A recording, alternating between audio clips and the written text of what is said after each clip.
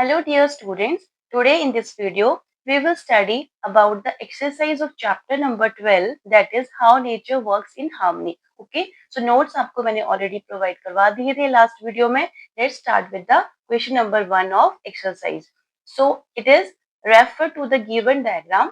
Figure is 12.19 and select the wrong statement. आपके पास ये picture बनी हुई है, इनमें से आपको साथ में 3 ऑप्शन गिवन है. Okay, and you have to choose which is the wrong.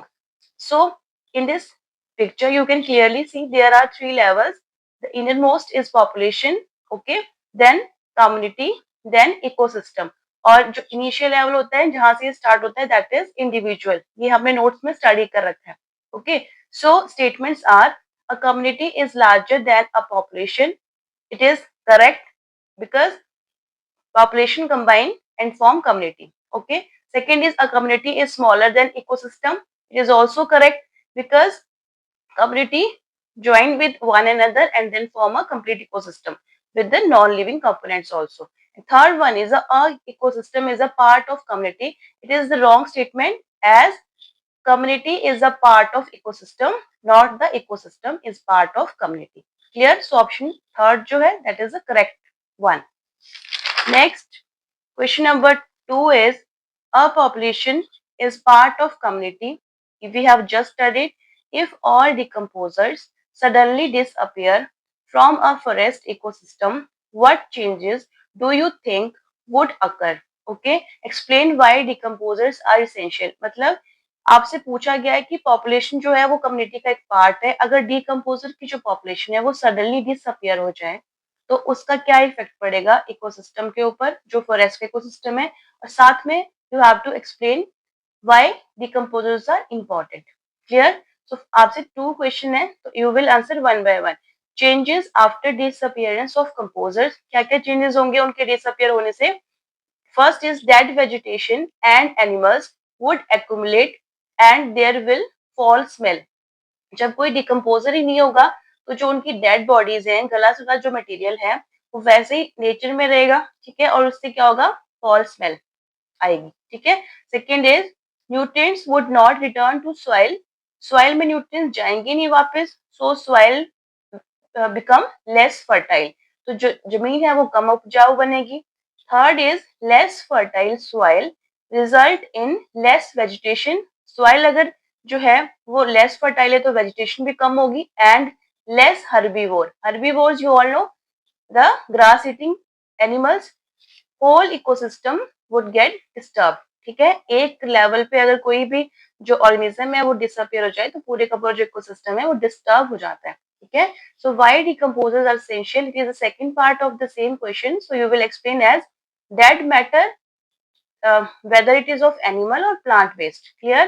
That is acted upon by bacteria and fungi, which are the decomposers in nature. They change this matter into simple substances and then the simple substances release nutrients which are back in the soil. Here, this process is known as decomposition and nutrient recycling. Clear? Question number third is, it is about a student that is from the Kudalur district in Tamil Nadu. Okay, so his name was Selvam and he shared that his village was less affected by the 2004 tsunami compared to nearby villages due to presence of mangrove forest. ये जो mangrove forest होते हैं students, ये ऐसे जो dense layer होती है forest की जो ग्रो करती है वेट सॉइल्स में एंड सलाइन वाटर, मतलब खारे पानी में भी ग्रो करते हैं. ठीक है. This surprise Sarita Shabnam and Sijo. अब जो स्टूडेंट था, वो बच्चा था, वो बता रहा था कि उसके विलेज के आसपास मैंग्रोव फॉरेस्ट थे, इसलिए जो उसका विलेज था वहां पे बहुत कम नुकसान हुआ, प्रोटेक्टेड रहा उसका विलेज सुनामी से, जो कि क्या थी, ओशियन वेव्स थी, लार्ज ओशियन वेव्स जिन्होंने बहुत ज्यादा अमाउंट में डिस्ट्रक्शन किया था, नुकसान किया था. तो बाकी जो स्टूडेंट्स हैं उसके क्लासमेट वो हैरान होते हैं क्या ऐसा पॉसिबल है कि फॉरेस्ट ने, जो मैंग्रोव फॉरेस्ट थे, उन्होंने इसके विलेज को प्रोटेक्ट किया होगा. So can you help them understand this.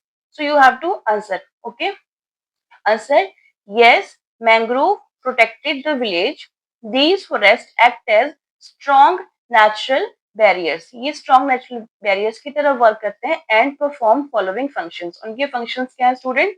They slow down strong winds during tsunami and storms, तूफान या फिर सुनामी जो ओशन वेव्स हैं, उन जो विंड्स आती हैं उनको ये स्लो डाउन कर देते हैं. And second, their roots hold soil and prevent erosion. Okay, so next line is the Sundarbans mangrove, which is also a World Heritage Site.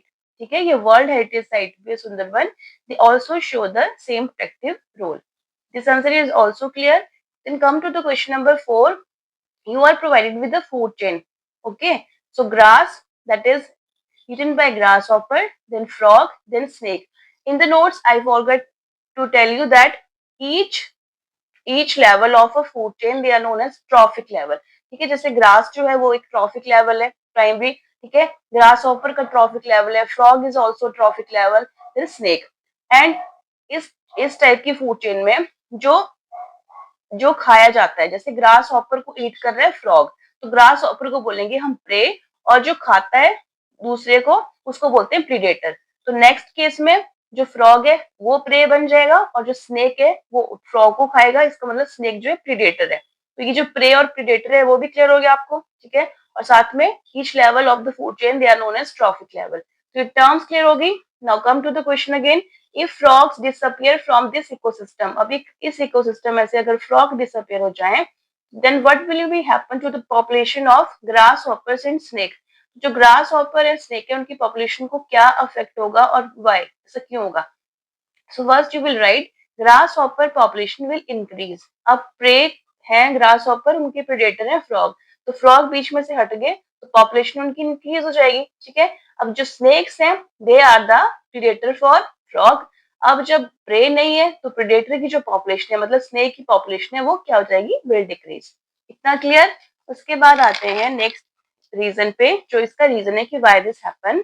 You will right in a food chain, the removal of any trophic level disturb the whole balance. Few predators. Now you are very clear what are predators. Okay. Few predators मतलब frogs allow the prey जो कि है grasshopper to multiply. Okay, वो grow करेगा fast. And loss of prey.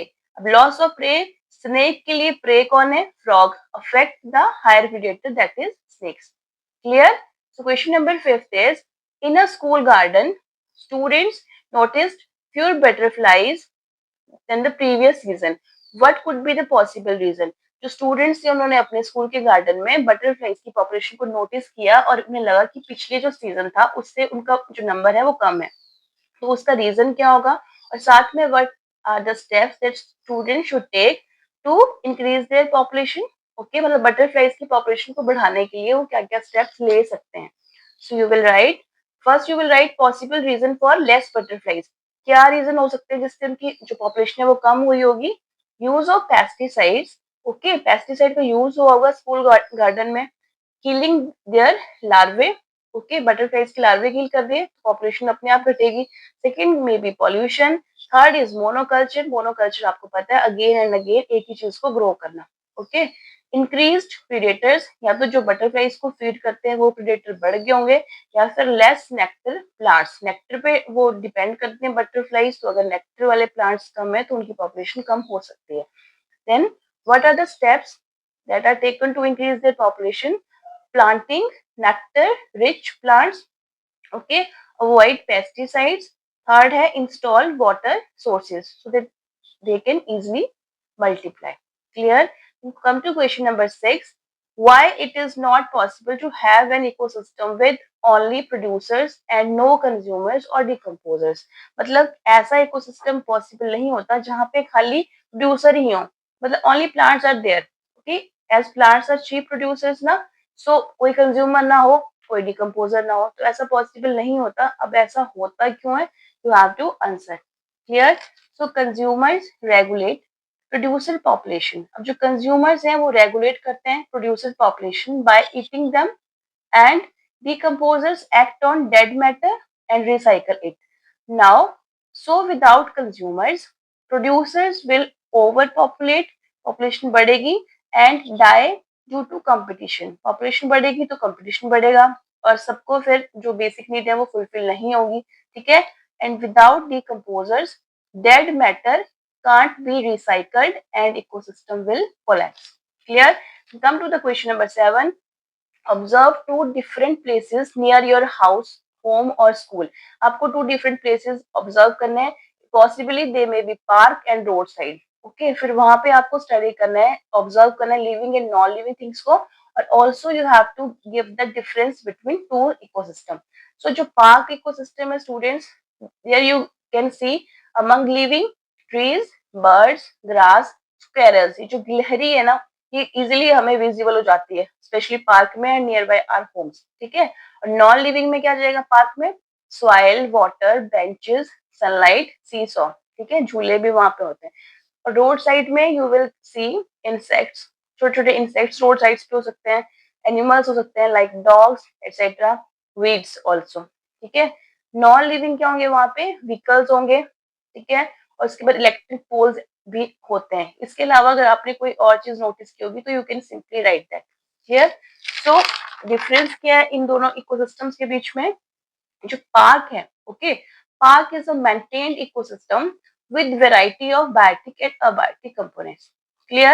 While roadside is a disturbed ecosystem with more pollution. roadside पे pollution level ज्यादा होता है और वहां पे जो varieties होती हैं living non living की वो भी less variety होती है. Clear? Difference clear हो गया? Question number 8 is human made ecosystem like agricultural fields are necessary. जरूरी तो है हमारे द्वारा बनाए गए जो एग्रीकल्चर फील्ड है जो कि एक इकोसिस्टम है, but they must be made sustainable. पर वो सस्टेनेबल होने चाहिए. अब आपको कमेंट करना है स्टेटमेंट पे. तो firstly you should know what is the meaning of sustainable. Sustainable word जब भी आप सुनेंगे स्टूडेंट्स, उसका मतलब होता है कि यूजफुल मतलब फायदा जिससे हो, बट हार्मलेस हो. हमें भी हार्मलेस हो, साथ में नेचर को भी. ठीक है. तो ये वर्ड समझ में आ गया तो आपको क्वेश्चन अपने आप समझ में आ जाएगा. The word sustainable means useful but harmless.